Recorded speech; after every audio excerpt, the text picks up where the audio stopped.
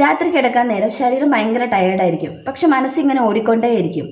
ഒരു പ്രശ്നം, ഒരു സംഭാഷണം, ഒരു തീരുമാനം, ഒരു ഭാവി, അതിലിങ്ങനെ മനസ്സിങ്ങനെ റീപ്ലേ ചെയ്തുകൊണ്ടേയിരിക്കും. അപ്പോൾ ഒരു കാര്യം ചോദിക്കട്ടെ, നിങ്ങൾ ഓവർ തിങ്കിങ് ചെയ്യുന്ന ആളാണോ? എന്താണ് ഈ ഓവർ തിങ്കിങ്? ഒരു കാര്യത്തിന് സൊല്യൂഷൻ കണ്ടെത്താതെ വീണ്ടും വീണ്ടും ഇങ്ങനെ ചിന്തിച്ചുകൊണ്ടിരിക്കുന്നതാണ് ഓവർ തിങ്കിങ്. അത് നമ്മുടെ കൺട്രോളിലാണെന്ന് നമ്മളെക്കൊണ്ട് തോന്നിപ്പിക്കും. പക്ഷെ ശരിക്കും നമ്മളെ ആക്ഷൻ എടുക്കുന്നതിൽ നിന്ന് പിന്നോട്ട് തിരിച്ച് നമ്മുടെ സ്വപ്നങ്ങളെ തകർത്തുകൊണ്ടിരിക്കുന്ന ഒരു വില്ലനാണ് ഈ ഓവർ തിങ്കിങ്. ഒരു പുതിയതായിട്ട് ഒരു യൂട്യൂബ് ചാനൽ തുടങ്ങണം, അല്ലെങ്കിൽ ഒരു ബിസിനസ് തുടങ്ങണം, അല്ലെങ്കിൽ ഏതെങ്കിലും ഒരു കോഴ്സ് പഠിക്കണം. അപ്പം നമ്മുടെ മനസ്സ് പറയും കുറച്ചുകൂടി വെയിറ്റ് ചെയ്യാം, കുറച്ചുകൂടി ഒന്ന് ആലോചിക്കാം. അങ്ങനെ നമ്മുടെ പല സ്വപ്നങ്ങളും തുടങ്ങുന്നതിന് മുന്നേ അവസാനിക്കും. നമ്മളൊരു തീരുമാനം എടുക്കാൻ പോകുമ്പോൾ മനസ്സൊരു 10 നെഗറ്റീവ് സെനാരിയോസ് കാണിക്കും. പതുക്കെ പതുക്കെ നമ്മുടെ കഴിവിനെ തന്നെ നമ്മൾ സംശയിക്കാൻ തുടങ്ങും. പിന്നെ എനിക്കൊരു കാര്യം അറിയോ, ഈ ഓവർ തിങ്കിങ് ചെയ്യുന്ന ആളുകൾ 2 സ്റ്റേറ്റിലാണ് ജീവിക്കുന്നത്. അതായത് ഒന്നെങ്കിൽ കഴിഞ്ഞ കാലത്ത്, അല്ലെങ്കിൽ ഭാവിയിൽ. ശരിക്കും അവർ ഇന്നത്തെ ജീവിതം ജീവിക്കാൻ മറന്നുപോകും. ഇന്നത്തെ സന്തോഷം അവർ അനുഭവിക്കാൻ മറന്നുപോകും.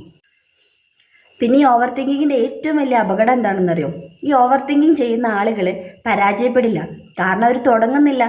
തുടങ്ങുന്നതിന് മുന്നേ പല സ്വപ്നങ്ങളും ആ തിങ്കിങ് കൊണ്ട് അവസാനിക്കും. ഇനി നമുക്ക് സൊല്യൂഷൻ സെക്ഷനിലേക്ക് വരാം. എങ്ങനെ ഓവർ തിങ്കിങ് ഒഴിവാക്കാം?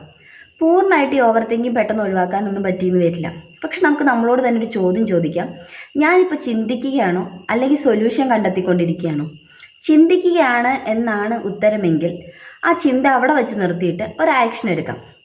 നമുക്ക് ഈ ഇതുപോലുള്ള വിഷയങ്ങൾ മറ്റൊരാളുടെ സഹായത്തോടെ പൂർണ്ണമായിട്ട് നിർത്താൻ പറ്റുമോ എന്ന് ചോദിച്ചാൽ നിർത്താൻ പറ്റില്ല. കാരണം അതിനുള്ള ആക്ഷൻ നമ്മൾ തന്നെ എടുക്കണം.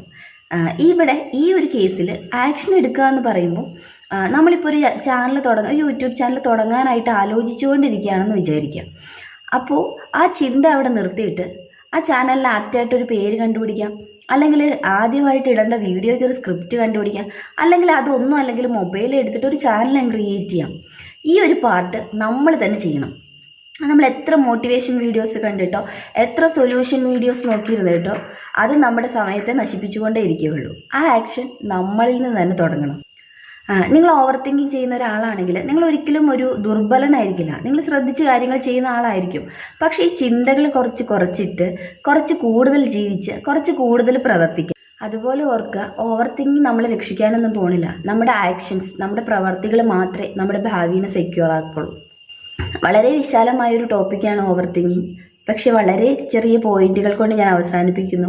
നിങ്ങൾക്ക് ഈ കണ്ടന്റ് ഇഷ്ടപ്പെട്ടെങ്കിൽ, ഉപകാരപ്രദമായെങ്കിൽ ചാനൽ സബ്സ്ക്രൈബ് ചെയ്യാനും സപ്പോർട്ട് ചെയ്യാനും മറക്കരുത്. മറ്റൊരു വിഷയവുമായിട്ട് വീണ്ടും കാണാം. നന്ദി.